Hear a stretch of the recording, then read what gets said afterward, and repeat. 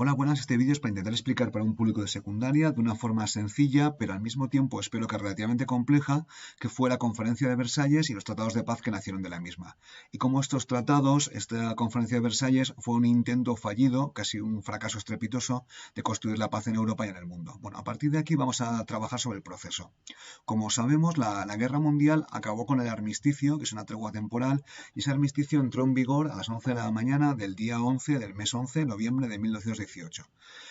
Habían sido 4 años de guerra y en ese momento la guerra había acabado y era una tregua temporal. Pero en la práctica esta tregua temporal fue forzada a los alemanes y fue un proceso de rendición. En estos momentos Alemania, el ejército del Kaiser, estaba en desbandada, se había rendido o estaba en proceso de rendición y habían perdido la guerra. Los ejércitos aliados estaban avanzando hacia Alemania, aunque todavía se encontraban en Francia. Entonces, una cosa es una tregua temporal, un armisticio, pero luego después había que ponerlo sobre un papel y había que generar un tratado internacional de paz. Un tratado internacional es un acuerdo, es un pacto como si fuera un contrato entre países. Este tratado de paz sería negociado en el Palacio de Versalles, un sitio donde, bueno, la monarquía francesa de Luis XIV, un entorno maravilloso donde se negociaría. Normalmente un tratado de paz es un proceso largo en el cual las dos partes negocian y es un acuerdo libre. Es decir, es como si fuera un contrato entre personas, las dos partes tienen que estar de acuerdo. En teoría los tratados internacionales son libres, pero en la práctica este tratado de paz fue impuesto por los vencedores, por Francia, por Gran Bretaña, por los Estados Unidos, a Alemania y a los perdedores. Fue un diktat o un dictado, fue dictado o impuesto a Alemania. Entonces, este proceso de negociación, porque al final hubo bastantes discusiones, etcétera, etcétera, fue bastante largo y tuvo lugar entre el 18 de enero de 1919 y el 26 de junio. O sea, estuvieron casi 6 meses negociando tratado de paz.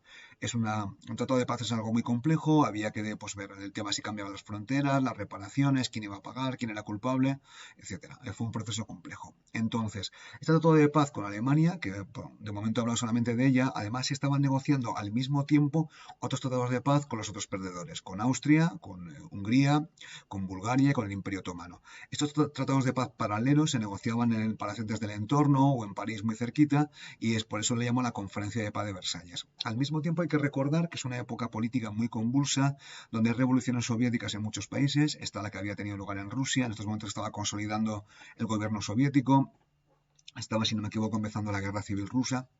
También había habido revoluciones en Berlín, de Rosa Luxemburgo y Karl Liebknecht, que espero haberlo pronunciado bien, en Múnich, en Hungría. Es un periodo político muy convulso y el gobierno alemán, el que era una república de Weimar, era extremadamente débil. Bueno, a partir de aquí voy a explicar un poco quiénes son los jugadores del Tratado de Paz, porque en esta conferencia de paz participaron muchas personas, muchos países, y voy a explicar un poco cuáles son sus intereses, porque si entendemos cuáles son sus intereses, pues entenderemos por qué salió lo que salió. En primer lugar estaba el gran vencedor. Era un héroe muy popular en todo el mundo, el presidente de Estados Unidos, Woodrow Wilson, que había hecho una propuesta idealista, los famosos 14 puntos, si no me equivoco, en 1918, creo que es en enero, 14 puntos para conseguir la paz. Luego pues estaba Georges Clemenceau, que era el presidente de la República de Francia, creo que era presidente de la República y no primer ministro, que Francia había sufrido muchísimo durante la guerra con Alemania, había perdido 4 o 5 millones de soldados, además la guerra había tenido lugar en su territorio, había sufrido pérdidas económicas terribles y básicamente Clemenceau, representando a Francia, pedía castigo y reparación. Alemania pagará. Y Lloyd George, del Imperio Británico, era más flexible, pero pone también aquí que también quería reparaciones. Es decir, el Imperio Británico se había endeudado muchísimo con los Estados Unidos, había comprado material, equipo, alimentos, entonces había que pagar esas deudas que había adquirido con los Estados Unidos y para ello necesitaba que hubiera reparaciones que Alemania pagara. Luego está Italia, que había participado en la guerra, los combates habían tenido lugar en el frente alpino, pero eso no importa porque Italia había sufrido centenares de miles de bajas, muchísimos muertos, y Italia sobre todo pedía ganancias territoriales, sobre todo en la zona de Trieste, de Adriático. Japón, que también ha participado en la guerra, pues pedía alguna ganancia territorial en Asia, nada que no pudieran concederle, y luego después insistía en incorporar en la Sociedad de Naciones una cláusula antirracismo, que al final no sería incluida, generando pues bastante resentimiento en Japón. Y luego después había otros líderes nacionalistas de todo tipo, de todo pelaje, con todo caño del mundo, que pedían la independencia de sus territorios. Ahí, por ejemplo, pues Benes pedía la independencia de Checoslovaquia, pues de Croacia, de Eslovenia, había otra gente que apostaba por la creación de Yugoslavia. Todo esto había sido un poco encendido por el principio de autodeterminación de los pueblos que expuso Woodrow Wilson en sus 14 puntos, mediante el cual todos los pueblos tenían el derecho a la autodeterminación, es decir, a convertirse en un Estado.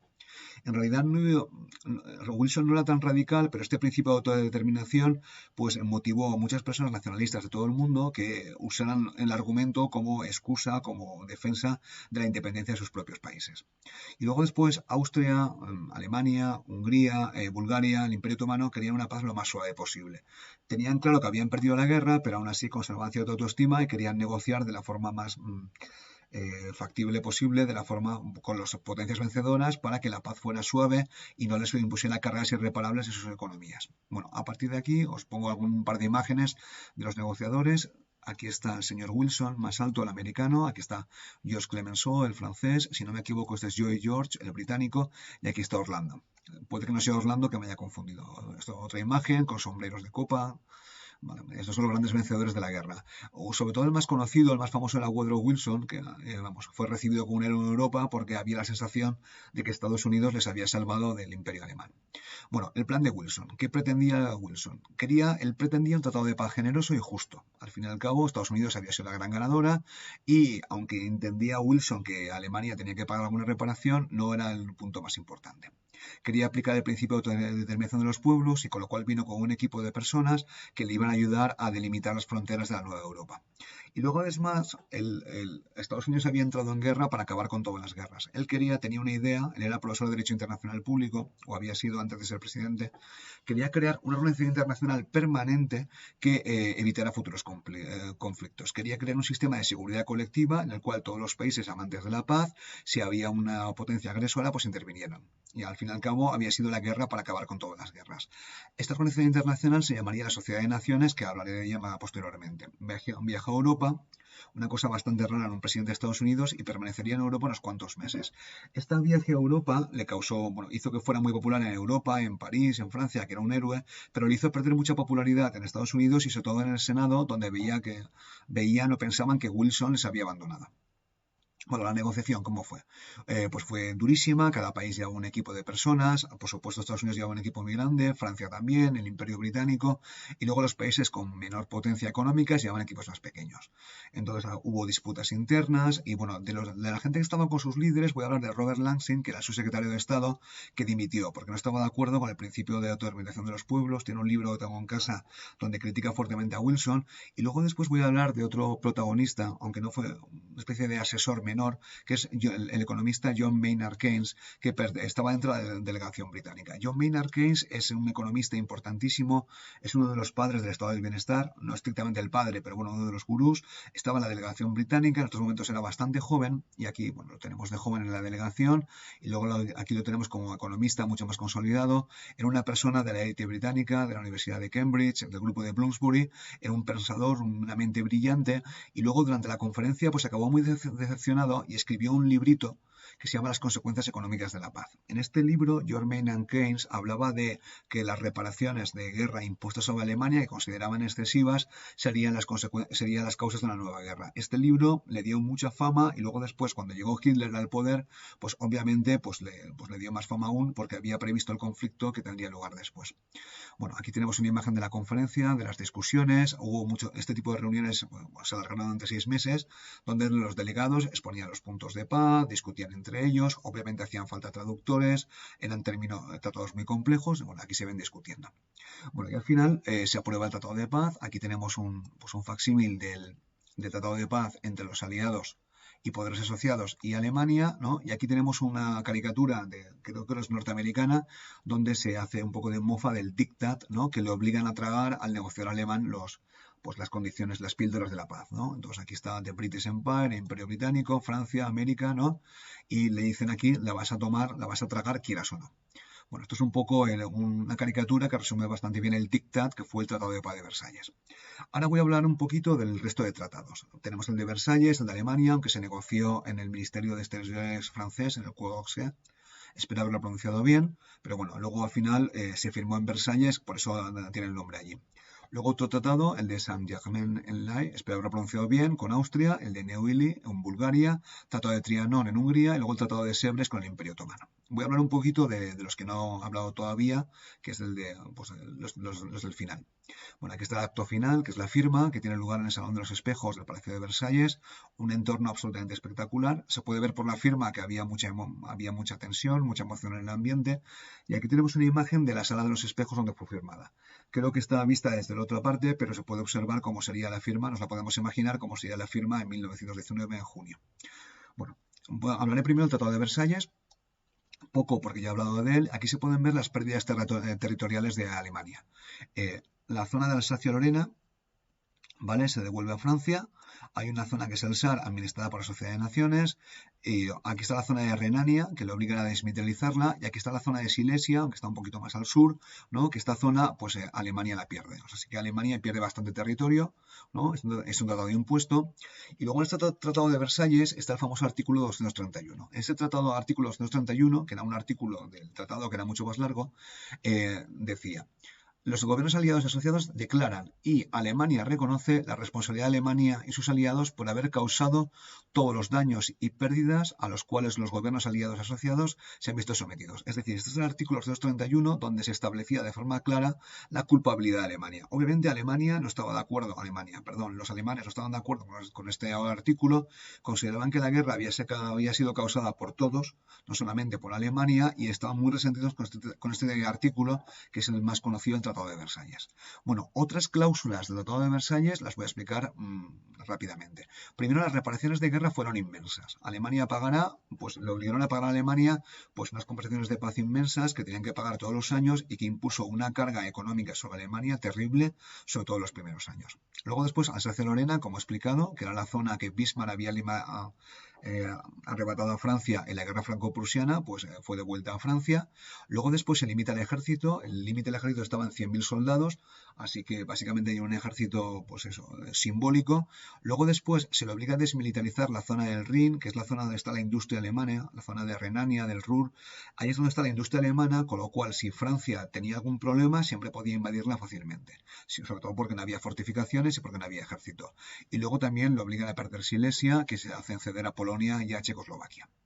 Bueno, ahora hablaré un poquito del Tratado de Saint-Germain-en-Laye, espero haberlo pronunciado bien, que básicamente es el que marca la disolución del Imperio Austrohúngaro y bueno, a partir de aquí Austria nace como país, la Austria que hoy en día conocemos, y aparecen otros países como Checoslovaquia, como Yugoslavia, etcétera. Entonces, básicamente este tratado pues marca la disolución del Imperio Austrohúngaro, que había nacido más o menos en el siglo XV-XVI y desaparece en 1919. Aquí tenemos otra imagen, se ve más clarita, ¿no? Que el Imperio Austrohúngaro, que su centro estaba en Viena, que estaba aquí, se divide en múltiples países. El Imperio Austrohúngaro estaba bastante unificado, por ejemplo, tiene una red de ferrocarriles bastante unificada, centralizada. Esto generará un montón de problemas económicos, sociales y culturales que durarán hasta la actualidad. Porque mucha gente en la República, en Checoslovaquia, pues había mucha gente hablaba alemán, se consideraban austriacos. Mucha gente en Eslovaquia también hablaba alemán, se consideraban austriacos. Había húngaros en Rumanía, había húngaros en la zona de lo que es Yugoslavia. Entonces, el Imperio Austrohúngaro estaba muy entremezclado y al disolverse generó un montón de conflictos étnicos de los cuales hablaré más adelante. Bueno, este es el Tratado de Neuilly, que es un tratado menor, pero bueno, se puede ver aquí cómo esta zona que era de Bulgaria la pierde y fue incorporada a Grecia. Y luego el Tratado de Trianón, que es el equivalente de Saint-Germain, pero para Hungría. Y entonces a Hungría pues pierde la zona de Transilvania, ¿vale? Que es una zona donde en la actualidad creo que hablan húngaro, y esta zona de Transilvania fue incorporada a Rumanía. También otra zona que fue la República Eslovaca fue incorporada a Checoslovaquia, etcétera. Aquí está el Tratado de Sèvres, que voy a hablar un poquito más, porque en el Tratado de Sèvres ponía fin al Imperio Otomano. Y entonces hubo un montón de concesiones territoriales a Grecia, y bueno, el Imperio Otomano se disolvió, pero en Turquía aparece un movimiento nacionalista muy fuerte, liderado por Mustafa Kemal Atatürk. El Imperio Otomano se disuelve, pero Turquía nace, y Turquía intenta recuperar y renegociar el Tratado de Sèvres. Nunca será firmado ni aceptado, y al final aparecerá o empezará una nueva guerra entre sobre todo los griegos y los turcos. En este caso, los griegos ocupan una ciudad que se llama Esmirna, que es Izmir en la actualidad, que está en la zona de Asia Menor. Es una zona donde había mucha población griega.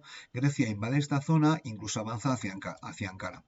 Los turcos al principio retroceden, pero luego después contraatacan, expulsarán a toda la población griega de Turquía y los griegos expulsarán a toda la población turca de Grecia. Hay un intercambio de poblaciones, una limpieza étnica terrible y luego al final Tratado de Sèvres nunca llegó a entrar en vigor. Y pues nacerá Turquía, luego se trata, si no me equivoco, se negocia otro tratado que se llama Tratado de Lausanne, pero bueno, se negociará más adelante. Bueno, y el último punto del que voy a hablar es qué es la Sociedad de Naciones. La Sociedad de Naciones, aquí hay una imagen de cómo se forma, es una organización internacional formada por estados, en la cual participan todos los estados amantes de la paz, que se hace para acabar con las guerras. Si había algún nuevo conflicto, la Sociedad de Naciones debería intervenir. Wilson quería crear un sistema de seguridad colectiva, una especie de policía mundial, donde si había un conflicto, pues Estados Unidos intervendría, Gran Bretaña y Francia. Así se evitarían nuevas guerras. La sede tiene lugar en Ginebra, en Suiza, un lugar considerado neutral, y todos los países tenían que entrar y colaborar. ¿Qué pasa? Que Estados Unidos, al final, que había promovido la Sociedad de Naciones, luego Wilson al final no entró, porque Wilson perdió la votación en el Senado.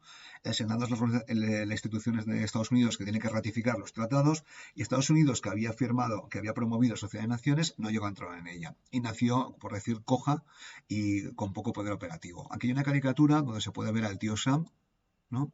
Se puede ver aquí que dice en el texto la Sociedad de Naciones, el puente ha sido diseñado por el presidente de Estados Unidos. Aquí están las piezas del puente, que son Bélgica, Francia e Inglaterra, y falta la pieza central, que es Estados Unidos, que ya está aquí descansando, y como hemos visto, pues esta pieza nunca será incorporada. Entonces, el hecho de que Estados Unidos no participe en la Sociedad de Naciones le puso muchos problemas y le hizo bastante poco operativa. Bueno, quiero haber explicado la conferencia de paz y a partir de aquí voy a hacer un balance. El balance se puede considerar de dos formas. Primero, como un proyecto fallido.